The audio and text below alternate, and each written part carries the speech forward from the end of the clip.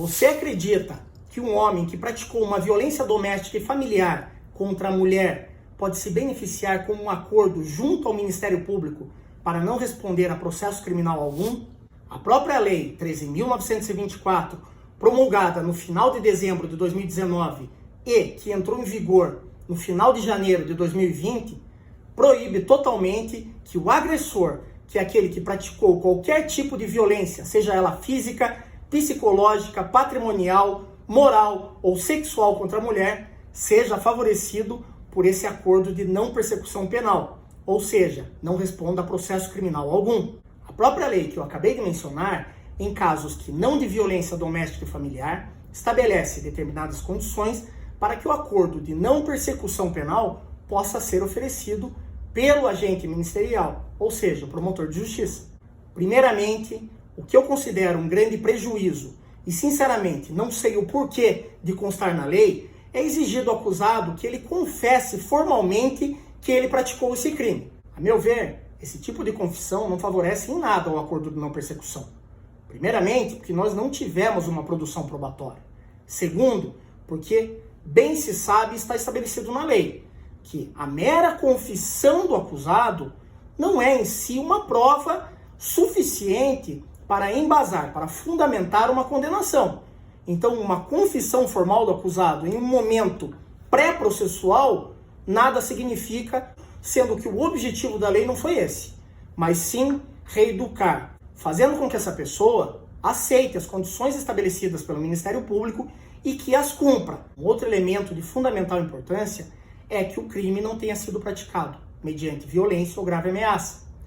E bem sabemos que o Código Penal trata crimes dessa natureza com uma maior intensidade, entendendo-se que há um maior prejuízo à sociedade, à vítima em si, ao bem jurídico tutelado, seja ele a vida, a saúde, a integridade física, a moral e dentre outros tantos bens que são protegidos pela legislação penal brasileira.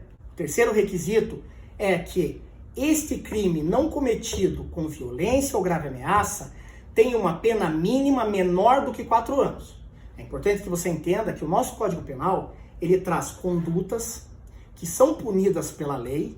Em si, elas trazem um comando negativo, que é de que você não pratique ele, ou seja, quando nós lemos o artigo, por exemplo, 121 do Código Penal, ele diz matar alguém de 6 a 20 anos. Esse é o homicídio simples. Mas, no fundo, nós devemos interpretar a lei nesse sentido, negativo. Não matar. Até porque, se você cometer ou praticar um ato que é proibido pela nossa legislação, você terá que cumprir uma pena, que vem estabelecida geralmente dentro dessa própria conduta ou omissão descrita dentro do Código Penal. No tocante às condições que poderá estabelecer o Ministério Público, nós temos, primeiro, a reparação do dano ou a devolução de um bem de repente furtado da vítima, salvo se isso não for possível. Uma outra condição a ser cumprida pelo beneficiário do acordo de não persecução é também a devolução de bens ou valores que sejam apontados pelo Ministério Público como um produto ou proveniente da própria prática do crime. Em terceiro, nós temos a prestação de serviços à comunidade ou a entidades públicas.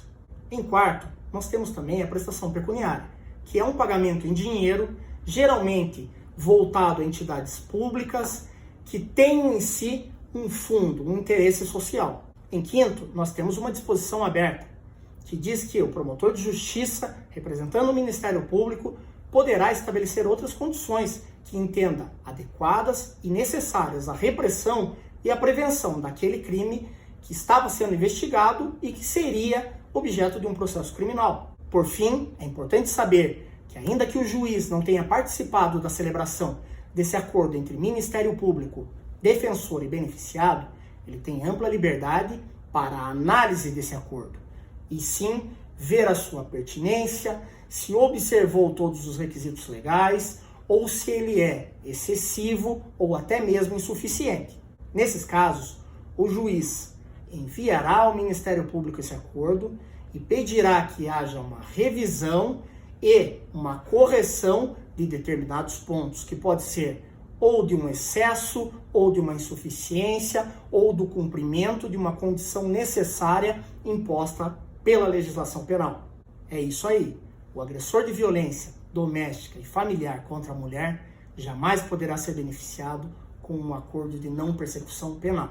Ou seja, praticou qualquer tipo daquelas violências que estão estabelecidas na Lei Maria da Penha, o agressor terá sim se denunciado a responder a um processo criminal e muitas vezes em prisão preventiva, que é o mais correto em casos graves onde a vítima realmente corre risco de vida.